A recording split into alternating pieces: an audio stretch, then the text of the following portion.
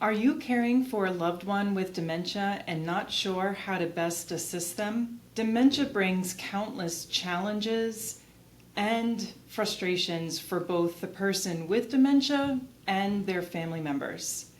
If you're feeling overwhelmed, you're not alone. I'm Jennifer Benjamin, owner of Family First Home Companions, and in today's video, I'm going to give you practical tips and strategies on how to best take care of your loved one with dementia. Number 1, maintain a routine. So a consistent daily routine is one of the best ways to not only reduce anxiety, but it's actually could be looked upon as a method of treatment. Routines and regimens are so important when it comes to caring for a person with dementia. You want to make sure that the schedule each day pretty much looks the same when it comes to meal times, activity times, personal hygiene times, personal care assistance times, that each day is very predictable with what's going to happen next. And this will allow your loved one to feel a lot more safe, secure, and comforted. So maintaining that daily routine is going to be the first way and the best way to assist your loved one with dementia. Number 2, communicate clearly and calmly. With dementia, the part of the brain that allows us to maintain our communication skills and vocabulary gets affected. And it's one of the first areas of the brain to get impacted by this disease. So this does create a lot of challenges for communicating, and it also makes it difficult for your loved one with dementia to find the right words and to really convey their message to you, and for them to understand what you're trying to say to them. So the best ways to communicate are to first keep it simple. You don't want to use a lot of words, keep your sentences short. You also want to communicate slowly and calmly. It might be frustrating sometimes for people to communicate and struggle with figuring out how to best understand each other with dementia, but you really want to try to slow down your pace, be patient, and be calm while you're communicating. It's going to really make it a lot less stressful for the person to understand you, and it just takes all those emotions right out of that scenario so that you can just have that communication and move on from that.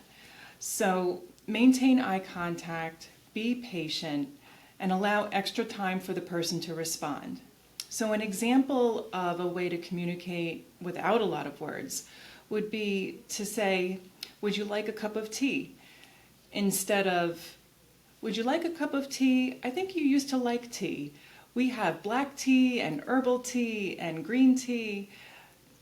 You can see how that second way has a lot of words in it, and we want to avoid that. So again, communicate clearly, calmly, keep it simple, short, and sweet. If you would like to take a deeper dive into how to communicate with someone with dementia, check out our video on how to communicate with a person with dementia, and you'll find a lot more tips and details on how to go about that. Number 3, encourage physical activity.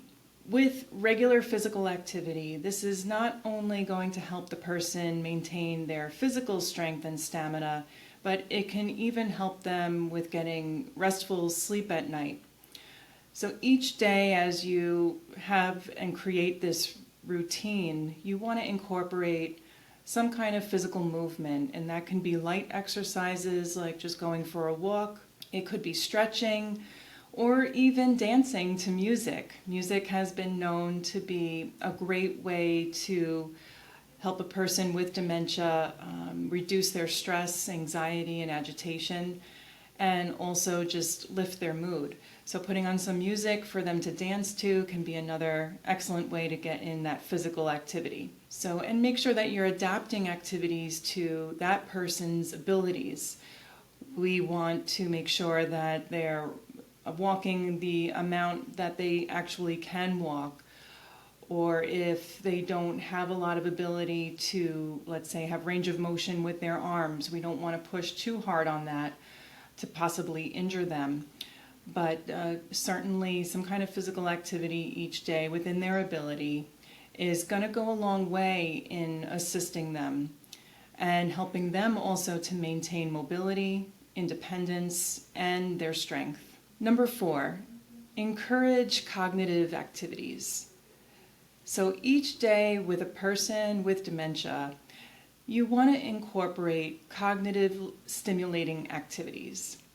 And this can range from very simple activities such as having conversation to more complex activities like word puzzles, word games, brain games. There could be trivia games that you can find online or in stores that sell like board games. But some kind of cognitive activity each day is really important.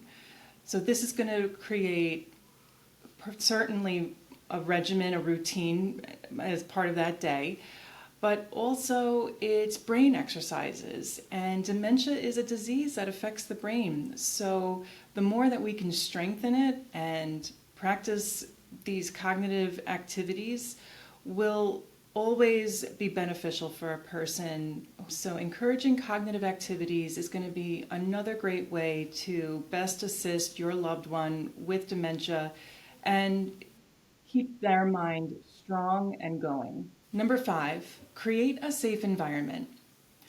When it comes to dementia, the risk for falls is very high. Dementia, while it is impacting the person's short-term memory and communication skills and reasoning and judgment, it's also affecting their vision. And sometimes what happens to a person with this disease is that they actually get tunnel vision, and their peripheral vision may no longer be working properly. They also may not be able to see very well down right below them.